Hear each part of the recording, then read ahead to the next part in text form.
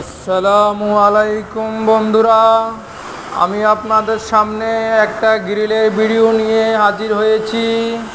গ্রিলটা বানিয়েছি এসএস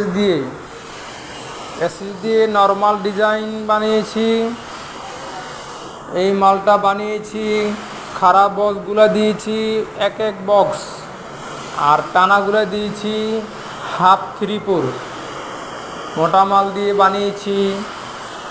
যদি আপনারা কেউ এই গ্রিল বানাইতে চান, সম্পূর্ণ বাড়ির গ্রিল বানিয়েছি আমি, এক ভাই আমাকে দিয়ে বানিয়েছে। এই গ্রিলটা বানিয়েছি কুমিল্লা শাসনগাছা।